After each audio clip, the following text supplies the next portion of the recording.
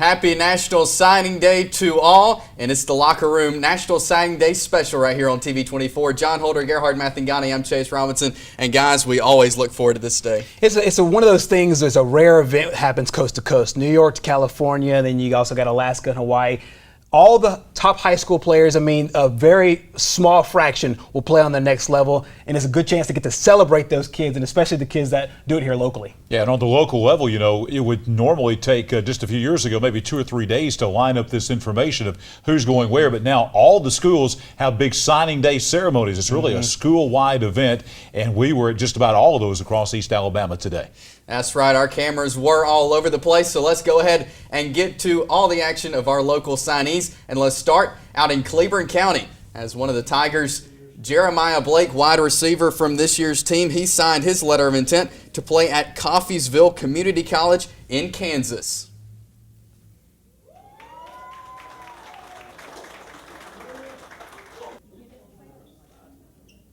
I feel good, special thanks to Coach Smith, the receivers coach down at Coffeeville. He made this possible for me. I think me and Coach Flores, Aaron Flores, I think we'll get along just good playing receiver down there. So hopefully I can go in there and develop myself and be a better player. And after 2 years, anything can happen. And from there, we head to Sachs High School, a pair of Wildcats signing on the dotted line today. Demetrius Powell, a fantastic running back, and defensive lineman Demario Burnett. Powell headed to Alabama Prep Academy down in Montgomery, and Burnett headed to Butler Community College over in Kansas. A fantastic day for both these players with bright futures from Sachs now to the college level. Not too many people can say they had a signing day and they went to play for the next level. So I'm just happy that the coach contacted me this summer and gave me a chance to come play for him. God has blessed me. So no matter what stands in my way, I'm going to keep pushing. I don't care if it hurts or not. I got to keep pushing. Because if things were easy, then I wouldn't have had to work so much and do so much to get to where I am. So I'm just going to keep that in my mind and just be considerate always and, just be me. It's a great day for Demario, Demetrius, and their families. And also our football team and community. We all share in this and, wish them nothing but success in the future. And, I'm just excited that two young men get the chance to play on the next level, and I know they'll represent us well. We mentioned our cameras being all across East Alabama. We were down I-20 today at Lincoln, another big signing ceremony with the Lincoln Golden Bears and Coach Brad Wallace. Lee Hobbs signing the papers right there. He'll head further down I-20 to Jackson, Mississippi to Millsaps College. I took my overnight visit there, and just being around all the guys, I felt at home. They all took me in, and we all had a good time together. I mixed in well with those guys. It's exciting when a kid can go represent your school at a university, and he's one of those type kids that's going to work hard, and he's going to do his job in the classroom. And so I'm excited to see him make it to the next level and see what he can accomplish in the next 4 or 5 years. Next stop, the Piedmont Bulldogs, the 3A state champs. 2 players from that state championship team signed on today. Bailey Blanchard signed with the University of West Alabama, and linebacker Neonte Alexander signed with Austin Peay. The kids get to do this, and this is a great feeling and going to a great program. And it's also special to get to do it with one of my brothers. He's going to Austin Peay. It's a great feeling. I chose Austin Peay because I love the facility, the teammates, and the coaches. And then they got a beautiful campus and everything. They've been 2 great ambassadors for our school, our community, obviously for our football team. 2 of the finest kids you'll ever meet. They're just team players. They do everything that you ask them to do for the good of the team. Very dependable. I think that's one of the best compliments you can give a kid, that you can depend on them. They bring it every day. They play hurt. They, have been multi-sport athletes throughout their high school days. Whatever it took for Piedmont High School to be successful. So certainly going to miss kids like that, but they've done a great job also of helping the guys under them and showing them the way, and they've left their mark on this program. A lot of takeaways from today, guys, and one for me, was being out at Piedmont. No wonder this team won a state championship. Such talented players. We saw 2 of them sign college today, and they had a team full of other talented players that we can see in the future that'll probably sign scholarships. What were some takeaways from y'all today? You know, one of the biggest things for me is the kind of the crevasse between the 2-year guys and the guys that are signing at 4-year schools. And a lot of times here, what you'll see is a lot of late bloomers. And so we know in the past guys like Drake Kirkpatrick and Jarrell Harris, guys that signed at Alabama and blue chip schools, Tyler Carr, Jontavius Johnson of Lincoln come to mind as well, signing at SEC schools. But then it's refreshing to see some of the guys that go to Austin Peay and guys who have scholarship offers from the Naval Academy, like Niante did. I just think that it's a wonderful divide between those two, and to find out who can make an early impact and who can make a late impact. And then you look at a team like Sacs with Demetrius Powell and also with Demario Burnett. Both those guys are signing at 2-year schools, but they have the highest ceiling, and so I wouldn't be surprised to see them at 4-year schools coming up in a couple of years. Yeah, that's exactly right. And I think we talk about maybe the guy with the highest ceiling of all those is Jeremiah Blake, our Pigskin Roundup All-Star team, one of our 2 wide receivers on the team, and a guy that I felt like personally was the best wide receiver in East Alabama this year, regardless of classification. I know it's a bold statement. He's going to Coffeyville Community College in Kansas, but if you've been watching football over the years, you know a lot of great football players that have gone on to play in the SEC, they've gone on to play in the NFL, have come out of Coffeyville Community College. That is a pipeline to big-time Division I schools. And I really think in a couple of years, don't forget about Jeremiah Blake. He's going to be a guy that's going to get in that pipeline. He's a hard worker, great young man. I think you're going to see that guy playing maybe somewhere back here in the SEC. Yep.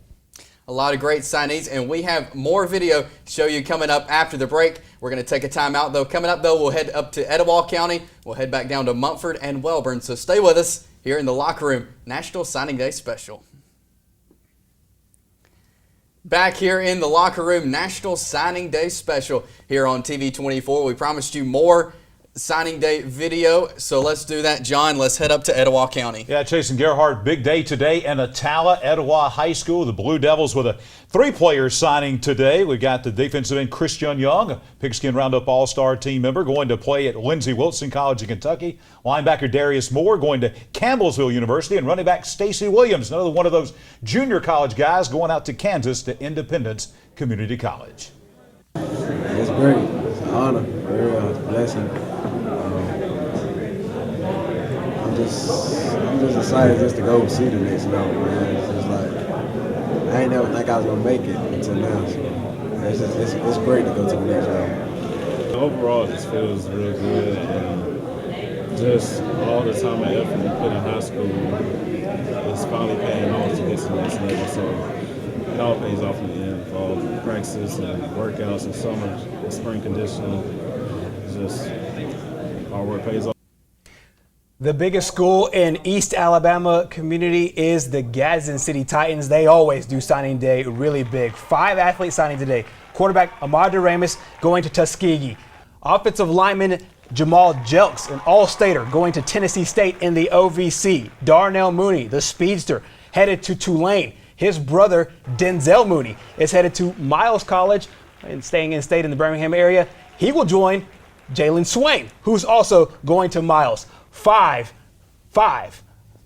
from the Gadsden City Titans headed to play on the college level. Congratulations to all of them. You'll hear from a couple of them right here. I mean, it's high, like adrenaline rushing, but I mean, on the other hand, you know, it's just like a relief. You know, you finally, it's that day you really been waiting on.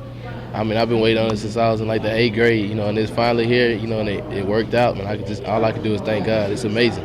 I just want to come in, you know, get to my classes, get to working out with my team, get to know them, get to know the coaches better, and just being able to do whatever I got to do to make our team better over the next 4 years.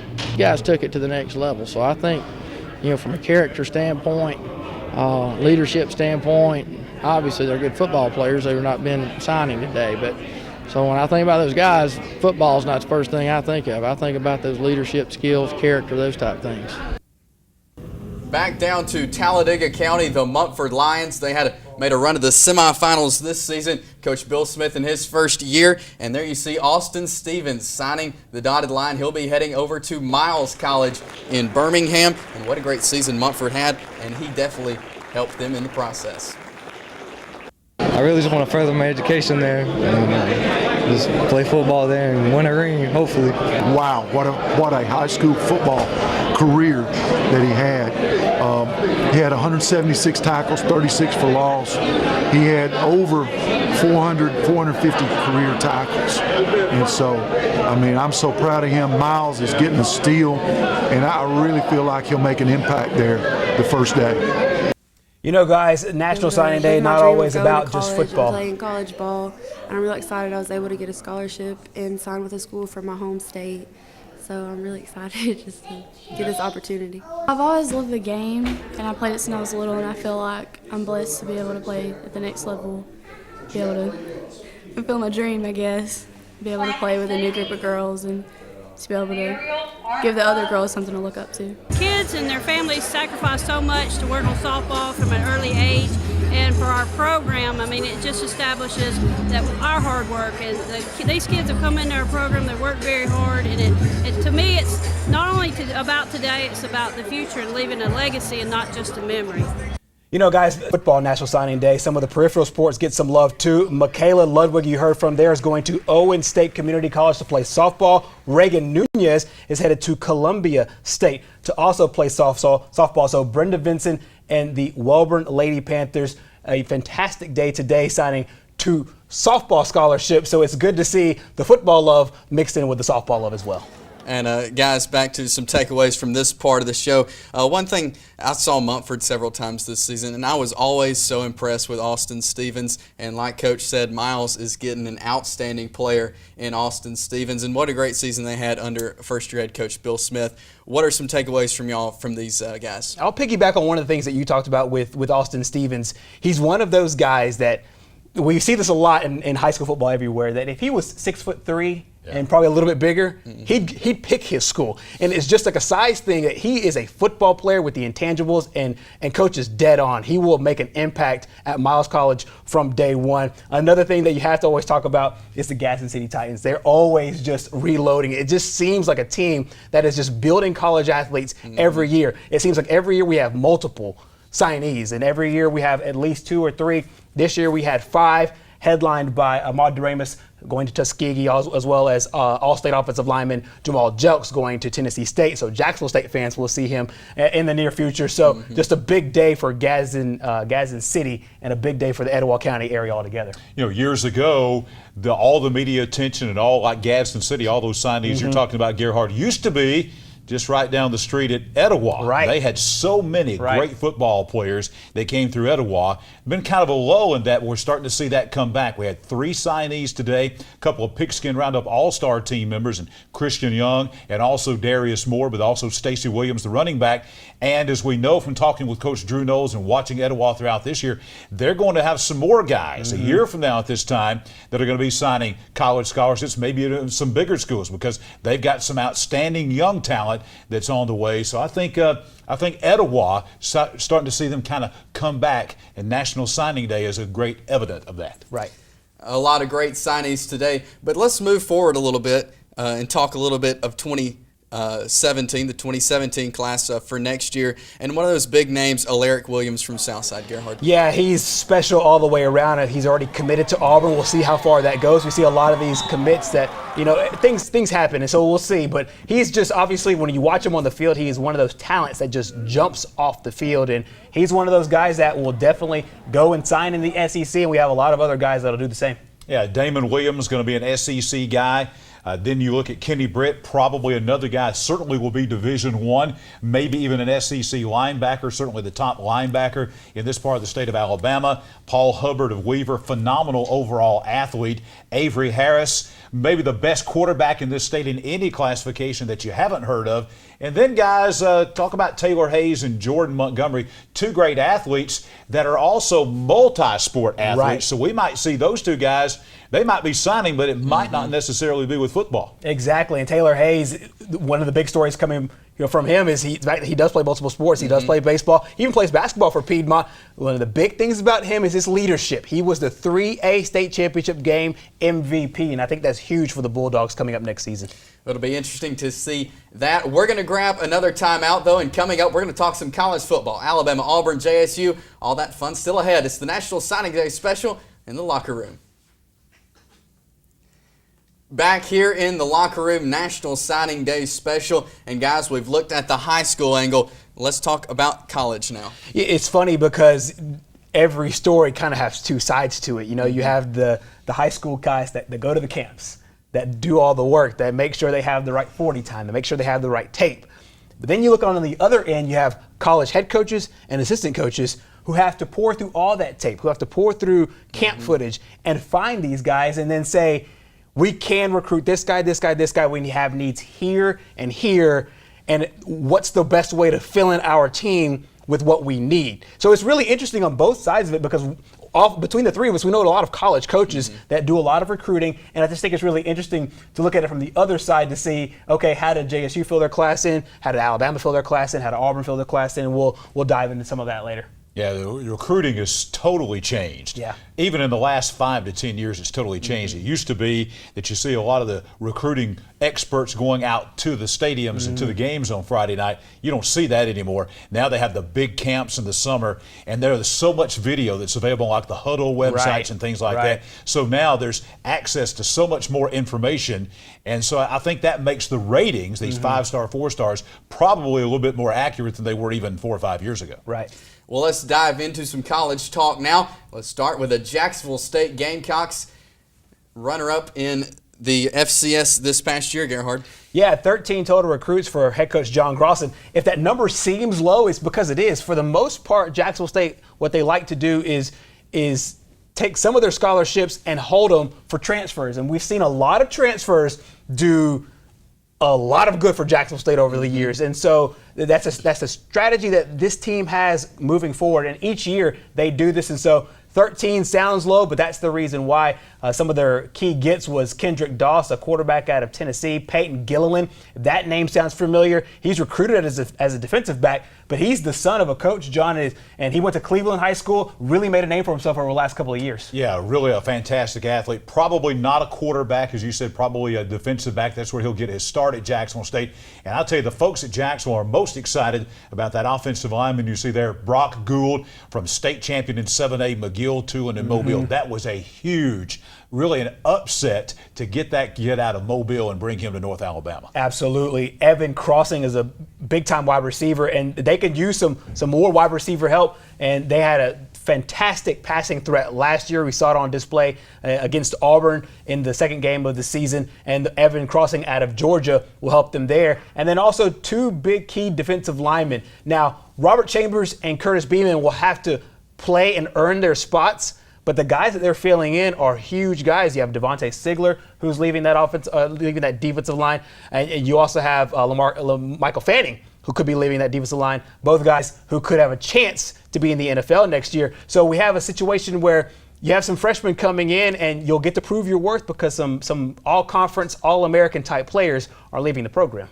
Well, Nick Saban, or John Gross, the JSU head coach, spoke today about National Signing Day. I think overall we did a good job of taking care of every position, but we did fill some needs, that we had. You graduate 2 tight ends, so we picked up 2 at the break. So older guys that can come in and fit a need there. Picked up some DBs as well. So with losing really 4 DBs out of our top 5, so you had a need there. So we feel really good about the guys we redshirted from last year and the guys that we're picking up in those positions to be very competitive and kind of to reload and move forward. But I'm excited. I think we met every need that we had, really.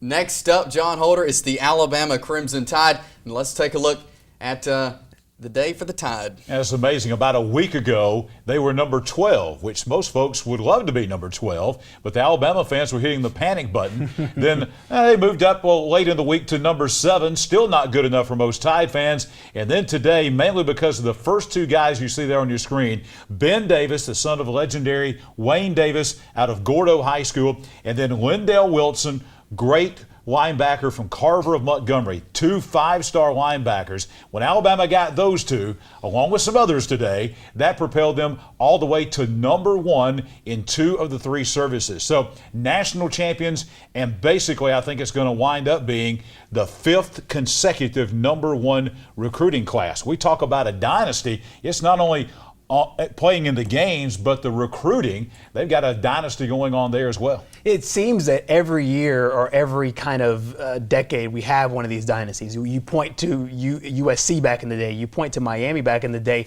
and one of the things that really hurt those teams were when the coordinators left, the recruiting went down, and it started all the programs outside of it picked up all those players. Right. One of the things that's really scary about Alabama is that they're still winning national championships, and they're still winning in February on signing day. You're seeing the 5 stars, but I think the key with Nick Saban's group, and everybody likes to look at the 5-star guys and the highlight guys and the guys that John just talked about with Ben Davis and Lindo Wilson, but the 4-star guys are the guys that really make up those teams. And you look at the past 4-star guys like Jonathan Allen and O.J. Howard and some of those guys, those are really the cream of the crop talent that make up the teams that end up winning national championships and have a chance to play for national championships each year. And I think that's kind of the divide between the two. But just like John said, I mean, they were, I think, number 8 according to a lot of services going into the day, right. Vaulted up to number 1, and Nick Saban still has a firm grip on this recruiting thing. That's right.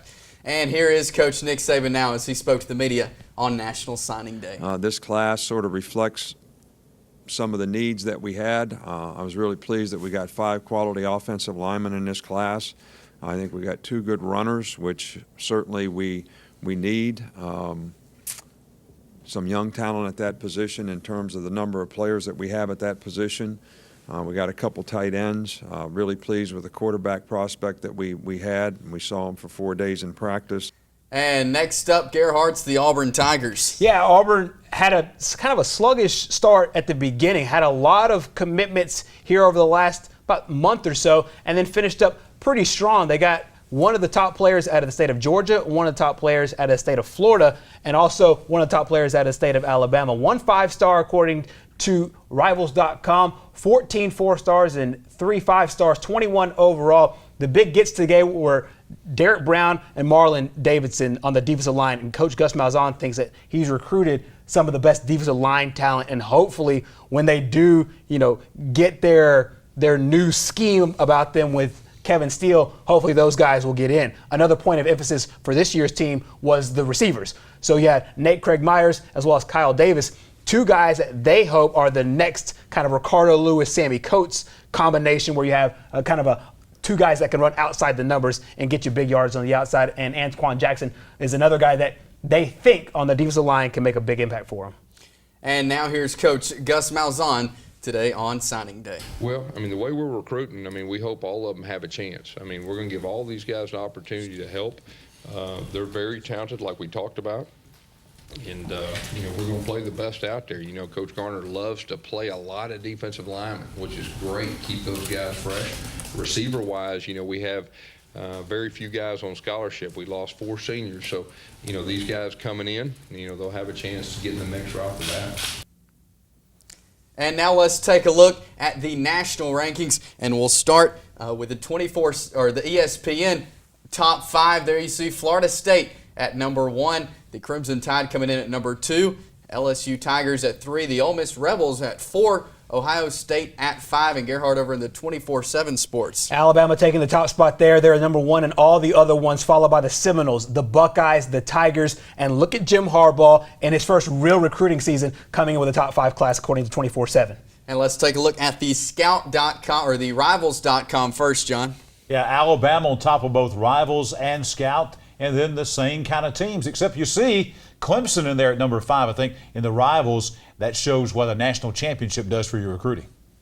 And interesting to see all of this stuff today. And again, of course, congratulations to all of our local signees here in East Alabama. We had a great time spotlighting all of you guys, and of course, talking college football as well. It's always fun anytime we get a chance to talk about football, guys. Absolutely. We'll be back in 2017. All right. Thank you so much for joining us tonight here on our National Signing Day special. We'll be back in the locker room.